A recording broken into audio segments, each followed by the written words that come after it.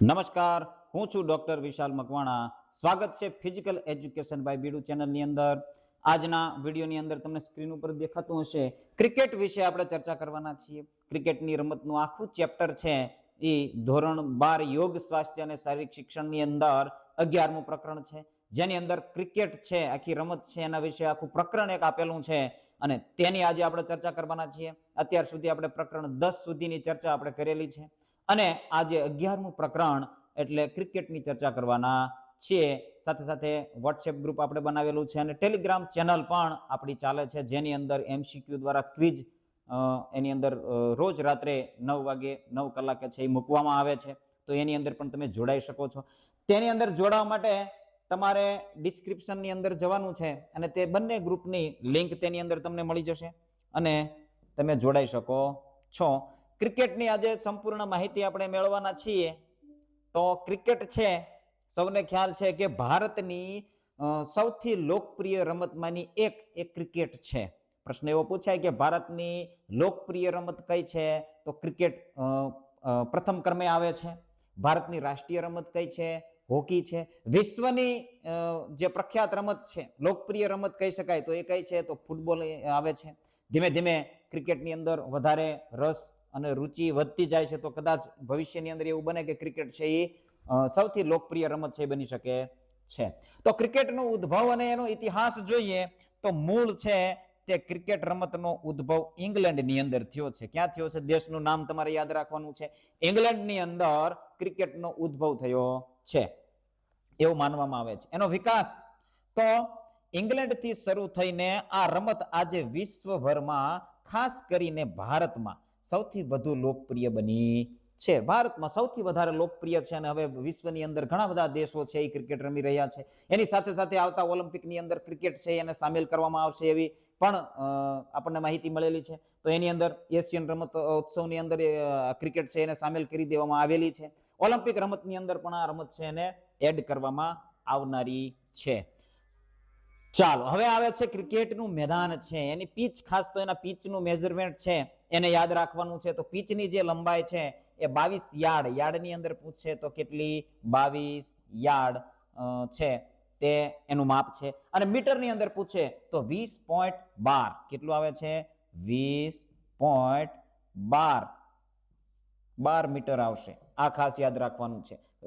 યાર્ડની અંદર પૂછાય તો 22 યાર્ડ અને મીટરની અંદર પૂછે તો 20.12. અંતર બરાબર 22 યાર્ડ અહીંયા પણ આપેલું છે એ જ છે.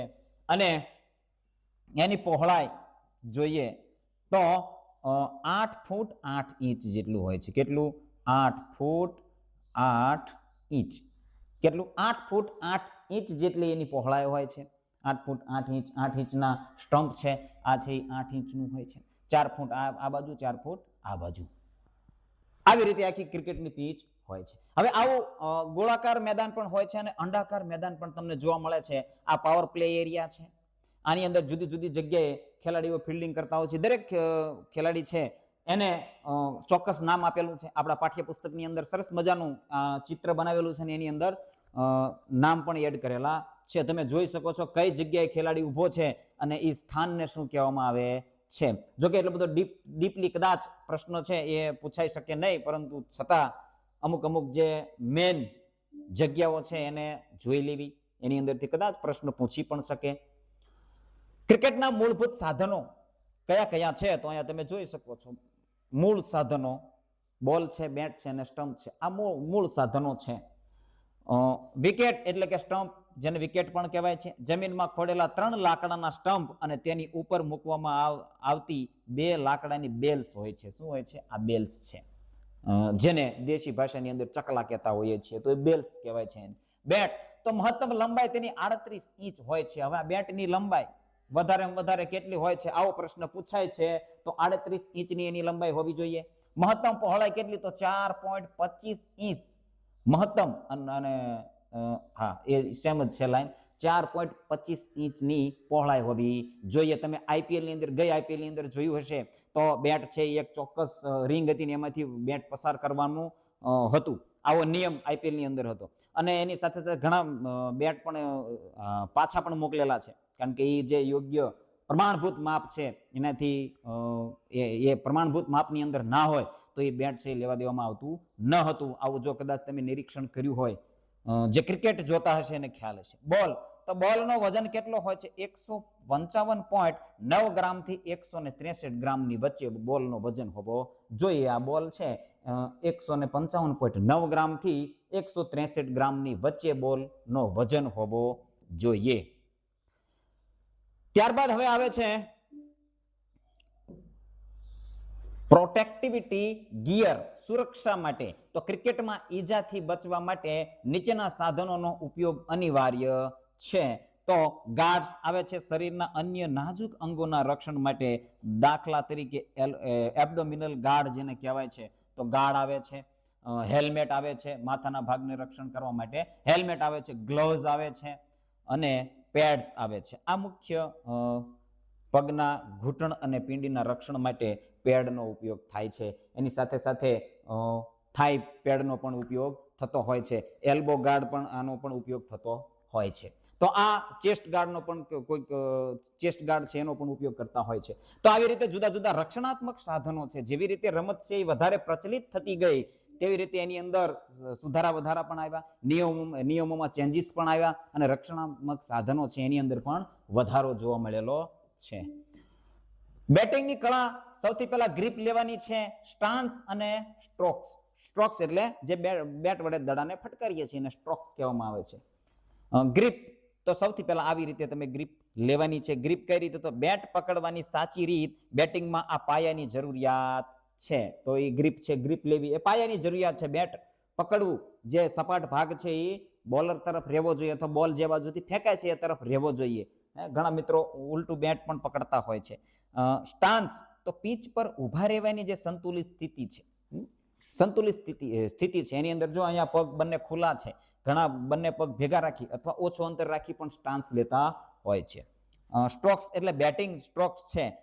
ફ્રન્ટ ફૂટ ઉપર આગળ પગ પર વજન રાખીને રમતા શોટ્સને શું કહેવાય છે? ફ્રન્ટ ફૂટ. અને બેક ફૂટ, આવી રીતે બે શોટ્સ જોવા મળે છે. ફ્રન્ટ ફૂટ એટલે ફ્રન્ટ એટલે આગળ, પગને આગળ મૂકી અને ખેલવામાં આવે. બીજો બેક ફૂટ છે તો પગને પાછળ મૂકી અને ખેલવામાં આવે, તો એ બેક ફૂટ સ્ટ્રોક્સ કહેવાય છે. આગળ કેટલાક સ્ટ્રોક્સ છે એને આપણે જોવાના છીએ, શોર્ટ છે એને જોવાના છીએ. ચાલો, બોલિંગ છે એનું વિજ્ઞાન શું છે? બોલિંગ જે રનઅપ થી ડિલિવરી એટલે કે બોલ ડિલિવર થાય છે ત્યાં સુધીનું આખું તમને અહીંયા આખી સ્કિલ આપેલી છે. રનઅપ પહેલા લેવાનું છે, ગતિ પ્રાપ્ત કરવા માટે રનિંગ લેવામાં આવે છે. રનિંગ લઈ અને બોલ ખેલાડી ફેંકતા હોય છે, જે બોલર હોય છે એ ફેંકતા હોય છે. ત્યારબાદ જમ્પ લેવામાં આવે છે. જેવું જ પોપિંગ ક્રીઝ આવે છે અને ત્યાંથી બોલિંગ ક્રીઝ, બોલિંગ કરે અને બોલિંગ ક્રીઝ કહેવાય છે, બેટિંગ કરે અને પોપિંગ ક્રીઝ કહેવાય છે. આપણે યાદ રાખવાનું છે. તો ત્યાંથી જમ્પ લઈ અને ફેંકે છે જેથી કરી જેટલું મહત્તમ સ્પીડ છે એ બોલ હાથ છે એ ઘુમાવી અને બોલમાં જેટલી ગતિ છે એ બોલ સુધી પહોંચે. અને ફોલો થ્રુ છે, બોલ ફેંક્યા પછી શરીરને સમતોલન માટે શરીરને નિયંત્રણ રાખવું પણ જરૂરી છે. તો એને ફોલો થ્રુ કહેવાય છે. તો ફાસ્ટ બોલિંગ છે એ ઝડપી ગતિ પર આધારિત છે અને સ્પિન બોલિંગ છે એ બોલને પીચ પર ટપ્પો પાડીને ફેરવવા એટલે કે ફિરકી પર આધારિત છે. સૌને ખ્યાલ છે સ્પિન બોલની અંદર બોલ છે એ સ્પિન થતો હોય છે અને ફાસ્ટ બોલિંગની અંદર ઝડપ અને ગતિ એની સાથે સાથે સ્વિંગ મેળવતા હોય છે. શું બોલર છે સ્વિંગ મેળવતા હોય છે. ચાલો, હવે રક્ષણાત્મક કૌશલ્ય છે જેની અંદર શું આવે છે? ફિલ્ડિંગ આવે છે, એની સાથે સાથે વિકેટ કીપિંગ આવે છે. ફિલ્ડિંગ આવે છે એની સાથે સાથે વિકેટ કીપિંગ આવે છે. તો વિકેટ કીપરની ભૂમિકા શું છે? વિકેટ પાછળ રહીને બોલ પકડવાનો છે, રનઆઉટ કરવા અને ચપળતાથી સ્ટમ્પિંગ કરવું, આ વિકેટ કીપરની જવાબદારી છે. જે બોલિંગ કરે છે બેટ્સમેનના બેટ સાથે બોલ અડતો નથી અથવા તો ટચ થઈને પાછળ આવે છે તો એને રોકવાનો અથવા તો કેચ કરવાનો અને બેટ્સમેન ક્રીઝની બહાર જાય છે તો એને સ્ટમ્પિંગ કરવાનું. આ દરેક કામ એની સાથે સાથે જે ફિલ્ડિંગ છે, ફિલ્ડિંગ ખેલાડી કરે છે એ બોલ આપે છે તો રનઆઉટ કરવાનો અને બોલ એની પાસે આવે એટલે ત્યારથી શું થઈ જાય છે? બોલ ડેડ ગણવામાં આવે છે. ચાલો, હવે ફિલ્ડિંગ અને રક્ષણ તો રોકવો સ્ટોપિંગ કહેવાય છે. તો બેટ્સમેને મારેલા બોલને સીમા રેખા પહેલા રોકવાનો છે. પકડવો કેચિંગ કરવું, હવામાં જતા બોલને જમીન પર પડે તે પહેલા પકડવો તો ખેલાડી સામેનો આઉટ થાય છે. સામાન્ય નિયમો છે ક્રિકેટ વિશે મોટાભાગના મિત્રો જાણતા જ હોય છે. થ્રો કરવાનો છે તો વિકેટ કીપર કે બોલર તરફ ચોકસાઈથી બોલને ફેંકવાનો છે, જેથી કરી આપણે ખેલાડીને રનઆઉટ કરી શકીએ. અને રનઆઉટ ના થાય એમ તો આગળનો રન છે એને આપણે આપીએ નહીં અને બચાવી શકીએ, આવું પણ કહી શકાય. ધ ફોલ ઓફ વિકેટ્સ, તો આઉટ થવાના 5 મુખ્ય કારણો છે. કેટલા પ્રકાર છે આઉટ? બેટ્સમેન છે આઉટ કેટલા પ્રકારે થાય, પ્રશ્ન એવો પૂછાય તો 5 પ્રકારે બેટ્સમેન આઉટ થાય છે. કયા કયા 5? તો કે સ્ટમ્પ આઉટ થાય છે. સ્ટમ્પ, બેટ્સમેન ક્રીઝની બહાર હોય ત્યારે વિકેટ કીપર બોલ પકડીને સ્ટમ્પ્સને અડાડી દેશે તો આઉટ ગણવામાં આવે છે. રન આઉટ થાય છે, બેટ્સમેન ક્રીઝમાં પહોંચે તે પહેલા ફિલ્ડર બોલ આપે છે, બોલરને આપે કે વિકેટ કીપરને આપે, સ્ટમ્પને અડાડી દે છે તો એ રન આઉટ ગણાય છે. બોલ્ડ, તો બોલ્ડ છે એ બોલ સીધો સ્ટમ્પમાં વાગે છે તો બોલ્ડ છે. એની સાથે કેચ આઉટ થાય છે, બેટને અડીને હવામાં ગયેલો બોલ ફિલ્ડર પકડી લે છે નીચે ટપ્પી ખાધ્યા વગર, ટપ્પી પડ્યા વગર તો એ બેટ્સમેન આઉટ ગણાય છે. LBW, લેગ બિફોર વિકેટ, શું કહેવાય છે? લેગ બિફોર ધી વિકેટ, જેને LBW કહેવાય છે. બોલ બેટને બદલે પગ પેડ પર વાગે તે સીધો સ્ટમ્પની લાઇનમાં હોય, સ્ટમ્પને અડતો હોય, રિવ્યુ સિસ્ટમની અંદર હવે તો રિવ્યુ સિસ્ટમ આવી ગઈ છે એટલે આપણે જોતા હોઈએ છીએ, તો અનુમાન એવું લગાવે છે જે અમ્પાયર છે કે બોલ છે એ બોલરે ફેંક્યો છે અને સ્ટમ્પની લાઇનમાં છે, બેટને અડ્યો નથી અથવા તો કાંડા સુધીના ભાગને અડેલો નથી, તો અને એવું લાગે છે કે સ્ટમ્પને અડી જાય છે તો LBW આઉટ આપવામાં આવતો હોય છે. આ 5 પ્રકાર છે. આની સાથે કેટલાક જુદી રીતે પણ આઉટ થતા હોય છે, ટાઈમ આઉટ પણ આવતા હોય છે. ટાઈમ આઉટ પણ બેટ્સમેન છે થતા હોય છે. ચાલો, ત્યારબાદ મેદાનના નિર્ણાયક છે, અમ્પાયરના સંકેતો કેટલાક છે તો આ તમે જોઈ શકો છો. શેનો છે? તો ફોર, જ્યારે ફોર આપવામાં આવે છે 4 રન ત્યારે આવી રીતે એમ્પાયરનો સિગ્નલ થાય છે. બંને હાથ ઊંચા કરે છે તો 6 રન આપે છે. એક આંગળી ઊંચી કરે છે તો બેટ્સમેન આઉટ છે. અહીંયા આ નિશાની છે એ નો બોલની છે અને આ નિશાની છે એ વાઇડ બોલની છે. નિશાની ઉપરથી સ્પષ્ટ આપણે સમજી શકીએ છીએ. ચાલો, ધ રૂલ બુક છે, તો ક્રિકેટના પાયાના નિયમો છે એની અંદર તો ઓવર, 1 ઓવરમાં 6 કાયદેસરના બોલ ફેંકવામાં આવે છે. નો બોલ છે, વાઇડ છે એને બાદ કરતા કાયદેસરના કેટલા બોલ ફેંકવાના છે? 6 બોલ ફેંકવાના છે. ફિલ્ડિંગ પ્રતિબંધો, તો ફોર્મેટ મુજબ 30 યાર્ડ સર્કલની અંદર અને બહાર ફિલ્ડરોની સંખ્યા નક્કી હોય છે. 20-20 છે જે પાવર પ્લેની અંદર જે, એટલે કે 30 યાર્ડ સર્કલ એટલે પાવર પ્લે, જેને આપણે સામાન્ય ભાષામાં શું સમજીએ છીએ? Power play. તો એની અંદર 4-5 આવો રેશિયો રહેતો હોય છે, પરંતુ એની અંદર પાવર પ્લે હોય છે, પાવર પ્લે સિસ્ટમ છે, તો એની અંદર તમારે 2 ખેલાડી બહાર આપણે 20-20 જોઈએ છીએ. દરેક રમત 20-20 છે, વન ડે છે કે ટેસ્ટ મેચ છે, એની અંદર અલગ અલગ નિયમો છે. સમય મર્યાદા શું છે? તો મેચ પૂરી કરવા માટે દરેક ઇનિંગનો ચોક્કસ સમય અને ઓવરનો ક્વોટા નિર્ધારિત હોય છે. તો આ સમય મર્યાદા છે. ચાલો, ત્યારબાદ હવે 3 રમત છે એની અંદર જોવાનું છે. ટેસ્ટ ક્રિકેટ છે તો સમયગાળો એનો 5 દિવસનો હોય છે અને 3 દિવસની પણ રમાતી હોય છે. ઓવર્સ કેટલી? તો અમર્યાદિત ઓવર્સ 90 ઓવર્સ છે એ રમાતી હોય છે. 1 દિવસની અંદર 90 ઓવર્સ જેટલી રમાતી હોય છે, પણ એ 90 ઓવર્સ બાદ એવું નથી હોતું કે એક ઇનિંગ પૂરી થાય છે, આવો કોઈ કોટા હોતો નથી. સ્વરૂપ, તો રમતનું સૌથી જૂનું અને ધીરજ માંગી લેતું ફોર્મેટ કયું છે? ટેસ્ટ છે. આવો પ્રશ્ન પૂછાય કે ક્રિકેટની અંદર એવું ફોર્મેટ કયું છે જે ધીરજ માંગી લે છે, અથવા તો સૌથી જૂનું ફોર્મેટ કયું છે? તો ટેસ્ટ ક્રિકેટ છે. વન ડે, જેને ODI પણ કહેવાય છે, વન ડે ઇનિંગ, સમયગાળો તો 1 દિવસ, ઓવર્સ 50 ઓવર્સ દરેક ટીમને મળે છે, એટલે કુલ કેટલી ઓવર થાય છે? 100 ઓવર થાય છે. સ્વરૂપ, તો સંતુલિત રમત જ્યાં ઝડપ અને ટેકનિક બંનેનો ઉપયોગ થાય છે. ઝડપી રમવું પણ પડે છે અને ટેકનિકનો ઉપયોગ પણ થાય છે. ક્યારેક એવું બને છે ધીરજથી પણ રમવું પડે છે. સૌથી ફાસ્ટ છે એ T20 ક્રિકેટ છે. સમયગાળો 3 કલાક જેટલો એનો સમયગાળો હોય છે. ઓવર્સ 20 હોય છે દરેક ટીમને. સ્વરૂપ, તો રમતનું સૌથી ટૂંકું અને આધુનિક અને રોમાંચક ફોર્મેટ જોવા મળે છે. તો આવી રીતે 3 ફોર્મેટની અંદર ક્રિકેટ છે એ રમાય છે.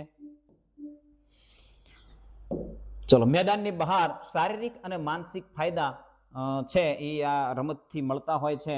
એકાગ્રતા મળતી હોય છે. બેટિંગ ફિલ્ડિંગ દરમિયાન બોલ અને નજર રાખવાથી માનસિક ફોકસ અને નિર્ણય શક્તિમાં સુધારો થતો હોય છે. તો આ લાભ પણ થતા હોય છે આ રમત રમવાથી.